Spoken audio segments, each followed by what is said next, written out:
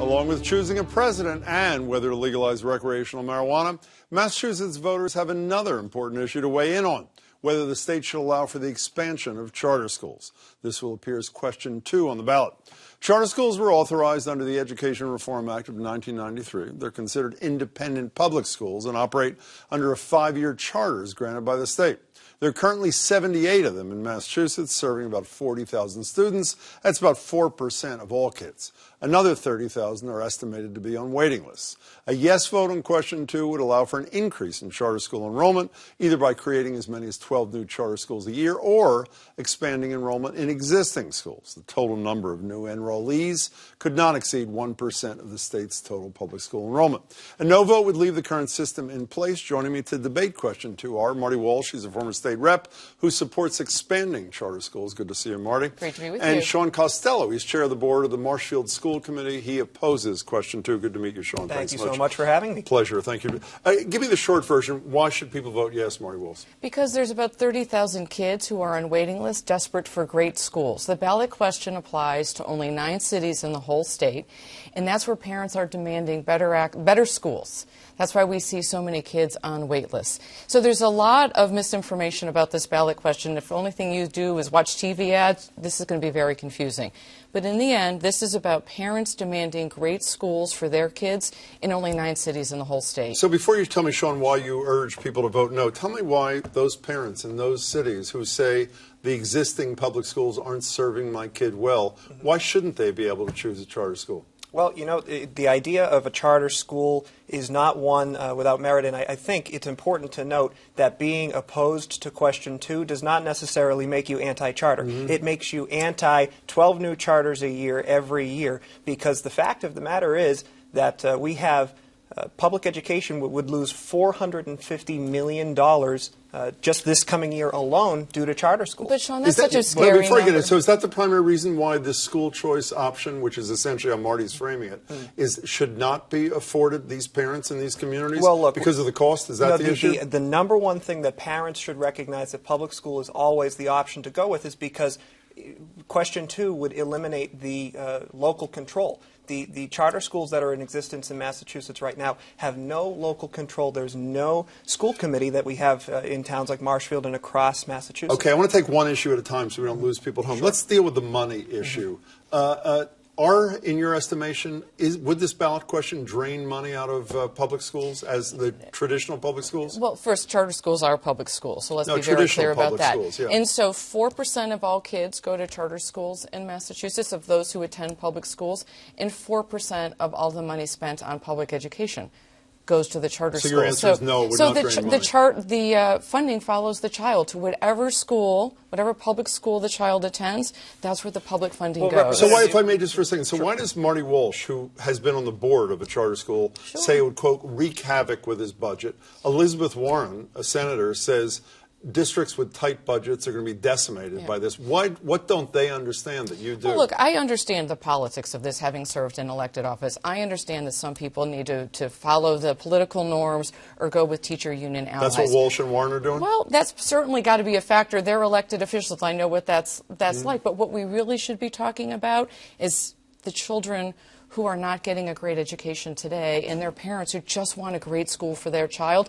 So we as the adults always want to talk about the money, but let's actually talk about kids and their education and parents who just want a great school for their child. How about the money issue? She cites this study that a lot of people have seen. Mass Taxpayers Foundation has put out this study. The Boston Globe editorial page quoted it extensively as well, saying essentially there is no drain on this. Well, that's categorically false. There's $450 million this coming year alone that will be lost. And I can tell you from my perspective on the Marshfield School Committee is that we lose just this year alone $245,000 to charter schools. And you say that the money follows the child. That's true, but the cost does not leave that district. Explain what that means. Well, I think the analogy that's been used before is that if you have a family of 4 and one of your kids goes away to college, your mortgage doesn't go down. We still have things that we need to pay for in school districts, and that $245,000 represents enrichment programs, represents arts programs, represents teachers. It represents so much that we're losing out on in Marshfield because this money is going towards education systems that are corporate welfare, corporate entities are benefiting off of. So hold on. This ballot question isn't going to have any impact at all on Marshfield. Well, that's Marshfield's not true at all. not one of the No, 9 excuse me, cities I that are categorically One at a reject that. time, one at a time. So there are 9 communities in the state that are at or near the cap. And those are the communities where the ballot question will have an impact. In Marshfield, for example, you're not near the cap, and so you could get a charter school on November 7th, and you could get a charter school on November 9th without regard to the ballot question. So this is about those 9 communities in the state where we cannot see more charter schools and where parents are on a wait list so that their kid can get access to a great school. Can we talk about the number that I cited before? Sure. I think you agree with. It applies roughly 4%. This would raise it, what, to 5% of the kids would be in charter schools? So even if it turns out that this is, you are 100% right, this is fabulous for those kids, what does it do for the 95% of kids who will not be in a charter school in the next year? And so that's the reality of the ballot question. This isn't a solution for every. Just deal with it? No, not at all. That's exactly what they want. They want you to just deal with it. No, not at all. I think the reality is we've got work to do inside our school districts. Many of us believe that charter schools are an answer for some families, but other families live in communities where there isn't a charter school or the parent chooses not to send their child to a charter school. Boston, for example, 1/3 of all families who send their kids to Boston public schools go into a charter school lottery. There are deep challenges. It's also a big waiting list for better public schools in Boston. Because there's not enough great schools in Boston to meet the need. So the answer is we have to do deep work inside school districts. Jim, if I could just jump in. Yeah, This question is not about just Boston. This question is about the impact that question 2 would have on the entire state of Massachusetts. This is about whether or not you believe in public education, which, by the way, if Massachusetts were its own country, we'd have the 9th best education in the world.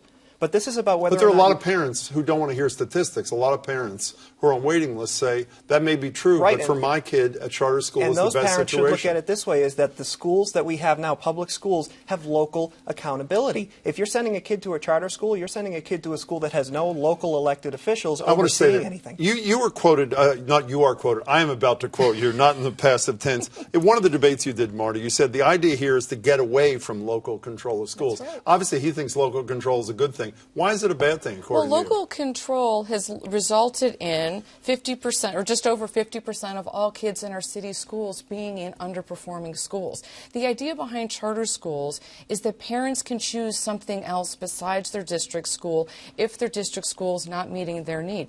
2 of the 9 school districts where this would apply are in state receivership.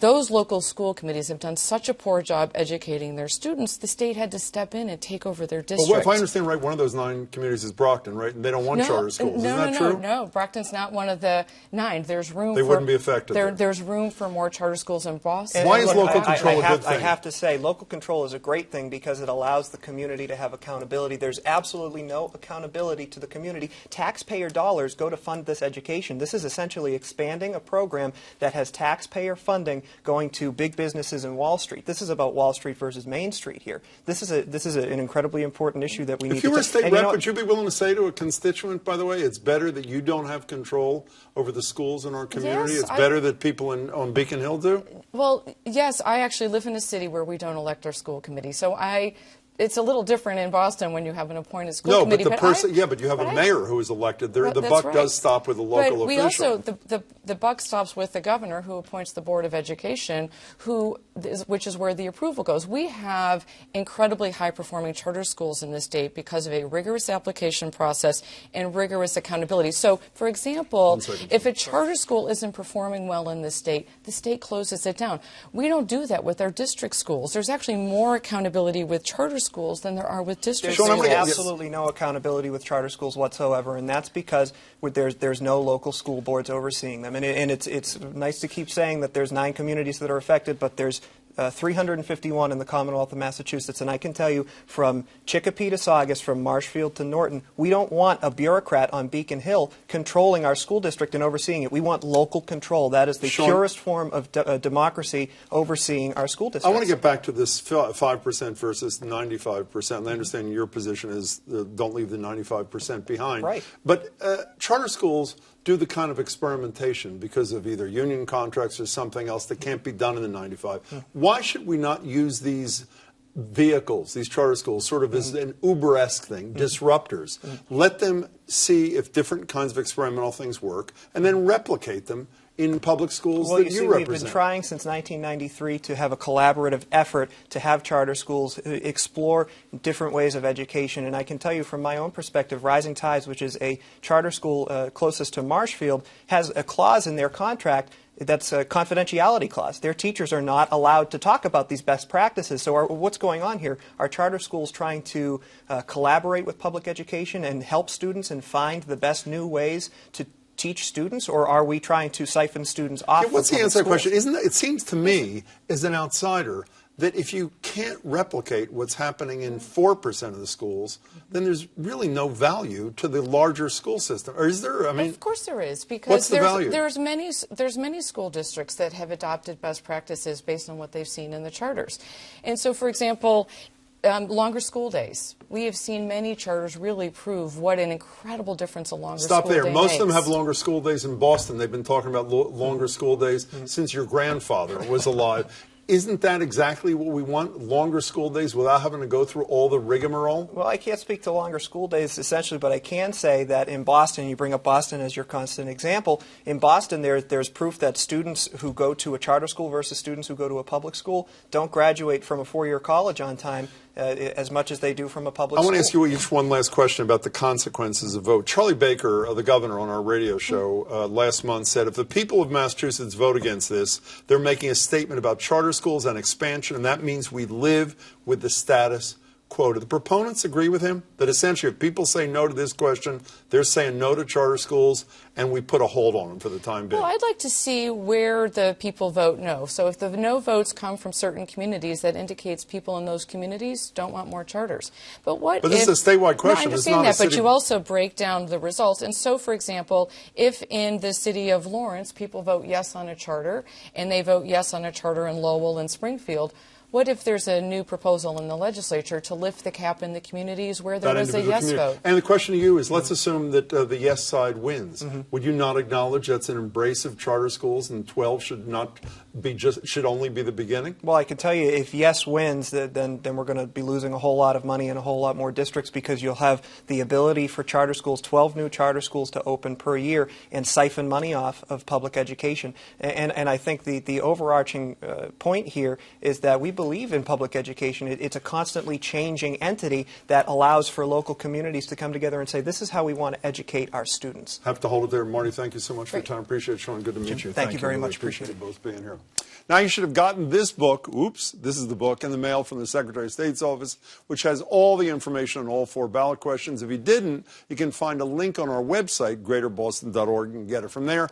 Also, to learn more, you can join me this Thursday at 7 p.m. at the Edward M. Kennedy Institute for the Study of the U.S. Senate, where I'll be moderating a panel discussion with both sides of the charter school debate. Again, the event is free, but you have to register at wgbh.org/events.